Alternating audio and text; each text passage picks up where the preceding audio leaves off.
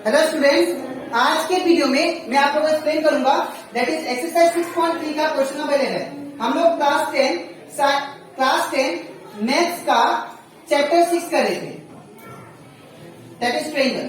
ठीक है, इसके पिछले वीडियो में मैंने आप लोगों को एक्सरसाइज 6.3 का क्वेश्चन नंबर 1 से लेके 10 तक जितना भी क्वेश्चन था वो सारा मैंने आप लोगों को करवा दिया था। ठीक है, इसी के साथ साथ अभी तक हम लोग इस चैप्टर दैट इज चैप्टर 6 का मैंने आप लोग को 6.1 एक्सरसाइज 6.1 6.2 का जितना भी क्वेश्चन था और इस चैप्टर का जितना भी एग्जाम्पल क्वेश्चन था वो सारा मैंने आप लोग को एक्सप्लेन कर दिया। ठीक है, तो अगर आपको सारा एग्जाम्पल क्वेश्चन अच्छे से सीखना है तो आप लोग उसको मेरे यूट्यूब चैनल में जाके उसको आप लोग देख सकते हो। उसको मैंने एज ए प्लेलिस्ट उसको अपलोड कर दिया। ठीक है, इसी के साथ साथ अभी तक हम लोग क्लास 10 मैथ्स का चैप्टर 1 चैप्टर 2 रिवीजन चैप्टर हम लोग अभी तक खत्म कर चुके हैं। तो अगर आपको सारा चैप्टर में से चैप्टर 1 चैप्टर 2 और रिवीजन चैप्टर में से अगर कोई भी क्वेश्चन में डाउट लगता है तो आप लोग उसको मेरे यूट्यूब चैनल में जाके उसको देख सकते हो। ठीक है, उसको मैंने अच्छे से एक्सप्लेन कर दिया। ठीक है, तो स्टार्ट करते हैं आज क्लास। यहाँ पे आपको जो क्वेश्चन नंबर 11 में बोला गया है इन फिगर 6.40 ये वाला फिगर में E is a point on side CV। यहाँ पे देखिए E कौन सा E पॉइंट है जो कि कौन सा साइड में है, CV में। तो CV कौन सा साइड है, ये वाला। यहाँ पे CV साइड में हमारा E एक पॉइंट है जो कि प्रोड्यूस करके बनाया गया है ऑफ ए आइसोसेलेस ट्रायंगल। ये आपको ABC एक टाइप का आइसोसेलेस ट्रायंगल है और ये आइसोसेलेस ट्रायंगल से जो BC साइड है वहां से ये लाइन को एक्सटेंड करके E पॉइंट लिया गया है। ठीक है, उसके बाद ABC with AB equal to AC। तो यहाँ पे ABC क्या बोला आप लोग को, आइसोसेलेस ट्रायंगल। तो अगर हम लोग जानते हैं अगर कोई भी ट्रायंगल आइसोसेलेस ट्रायंगल होता है तो उसका जो दो साइड होता है आपस में इक्वल होता है। तो यहाँ पे आप लोगों को गिवन दिया है सबसे पहला जो गिवन दिया है वो क्या दिया, that is AB equal to AC। AB equal to AC that means ये साइड जो है वो किसके बराबर है, इस साइड का। ये दोनों आपस में इक्वल है। ठीक है, और E जो पॉइंट है ये आइसोसेलेस ट्रायंगल का जो BC साइड है वो लाइन से एक्सटेंड करके E पॉइंट लिया गया। ठीक है, और इसके बाद यहाँ पे और एक चीज, यहाँ पे फिर क्या बोला, यहाँ पे अगर AB is equal to AC है तो हम लोग क्लास 9 में पढ़ चुके हैं अगर दो साइड आपस में इक्वल है तो उनका जो ऑपोजिट एंगल जो होगा वो भी क्या होगा, इक्वल होगा, जो कि हम लोग क्लास 9 में पढ़ चुके हैं। ठीक है, तो यहाँ पे अगर AB और इक्वल टू AC है तो दैट मीन्स AB का ऑपोजिट एंगल कौन सा है, देखिए AB का ऑपोजिट एंगल ये वाला है। ठीक है, AB का जो ऑपोजिट एंगल है वो कौन सा है, C है। ठीक है, तो ये वाला एंगल जो है angle C is equal to angle AC का साइड AC का, तो साइड AC ये वाला है तो इसका ऑपोजिट एंगल कौन सा होगा, B होगा। ठीक है, तो ये भी क्या होगा, आपस में इक्वल होगा। ठीक है, तो अगर एक ट्रायंगल का दो साइड इक्वल होता है तो ये साइड का ये वाला एंगल और ये साइड का ये वाला एंगल दोनों आपस में इक्वल होंगे। ठीक है, ये लिख दिया। ठीक है, यहाँ पे आप लोग रीजन लिख देना, दैट इज एंगल ऑपोजिट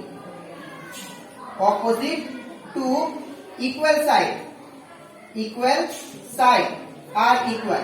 मतलब अगर साइड इक्वल होता है तो उसका ऑपोजिट एंगल भी क्या होंगे, आपस में इक्वल होंगे। ठीक है, अब नेक्स्ट क्या दिया है, if AD perpendicular to BC। AD जो है ये क्या है, परपेंडिकुलर है किसका, BC का। तो परपेंडिकुलर का मतलब क्या होता है, 90 डिग्री। ठीक है, तो ये 90 है तो AB क्या होगा, 90 होगा। ठीक है, तो यहाँ पे क्या लिखेंगे, AD इज परपेंडिकुलर टू क्या दिया, और दैट इज BC। और यहाँ पे EF जो है ये वाला लाइन EF यहाँ पे F है। ठीक है, EF जो है वो किसके परपेंडिकुलर है, AD का। ठीक है, तो यहाँ पे लिखेंगे दैट इज, तो ये लाइन यहाँ पे मीट नहीं कर रहा है, ये लाइन यहाँ पे मीट कर रहा है। ठीक है, तो यहाँ पे 90 डिग्री बनेगा, तो यहाँ पे आपका दैट इज F पॉइंट होगा। ठीक है, तो यहाँ पे EF जो है दैट इज EF वो किसके परपेंडिकुलर है, ये वाला लाइन किसके परपेंडिकुलर, AC का, तो यहाँ पे लिखेंगे AC। ठीक है, तो ये आपको इतना गिवन था, ये भी गिवन था, इससे हम लोग क्या निकाल लिए, एंगल। ठीक है ना, अब इसको ये एंगल जो निकाला आप लोग, इसको इक्वेशन 1 मान लेना। ठीक है, अब हम लोग क्या करेंगे, हम लोग को प्रूफ क्या करना है, टू प्रूफ हम लोग को ये प्रूफ करना है that is triangle ABD, triangle ABD is similar to triangle which one, that is ECF। ठीक है, तो ये दोनों ट्रायंगल आपस में सिमिलर प्रूफ करना है। ठीक है, तो देखिए ABD कौन सा ट्रायंगल है, तो ABD ये वाला ट्रायंगल है, ये वाला ट्रायंगल आपका क्या है, एक सिमिलर प्रूफ करना है। और दूसरा ट्रायंगल कौन सा, ECF कौन है, ECF ये वाला। ठीक है, ये वाला ट्रायंगल आपका ECF। तो ये वाला ट्रायंगल और ये वाला जो बड़ा वाला है ECF, ये दोनों को हम लोग को सिमिलर प्रूफ करना है। ठीक है, तो देखिए कैसे करेंगे। सबसे पहला चीज यहाँ पे जो ट्रायंगल प्रूफ करना होता है, ठीक है, हम लोग वही ट्रायंगल उठाते हैं। तो ये ट्रायंगल हमें सिमिलर प्रूफ करना है, तो यही ट्रायंगल उठाएंगे। ठीक है, तो in triangle ABD and triangle कौन सा, दैट इज ECF। अब दोनों ट्रायंगल में देखो आप लोग, ABD ट्रायंगल में और ECF में ये वाला एंगल C एंगल B के बराबर है, जो कि मैंने गिवन में निकाल दिया है। ठीक है ना, एंगल C किसके बराबर है, एंगल B का। मैं इसको यहाँ पे नीचे ड्रॉ कर दे रहा हूँ ताकि आप लोग को अच्छे से समझ में आए। ये आपका क्या है, A, ये आपका B और ये आपका D, और ये जो ECF है इसको मैं सेपरेट ड्रॉ कर देता हूँ यहाँ। ठीक है, ऐसा कुछ है। ठीक है, ये आपका 90 डिग्री में है। ठीक है, और यहाँ पे E है और यहाँ पे F है और यहाँ पे C है। तो आपका ये वाला एंगल किसके बराबर था, एंगल C। ये आपको मैंने गिवन में निकाल दिया है। तो यहाँ पे कर देंगे angle C is equal to angle B। ये कहाँ से आया, फ्रॉम इक्वेशन 1। अब दूसरा देखिए आप लोग, यहाँ पे 90 डिग्री ADB में कहाँ पे बन रहा है, D पे। ठीक है, और यहाँ पे 90 डिग्री कहाँ पे बन रहा है, F पे। तो यहाँ पे क्या लिखेंगे, ADB, angle ADB is equal to angle which one, that is EFC। यहाँ पे क्या लिखेंगे, ईच 90 डिग्री।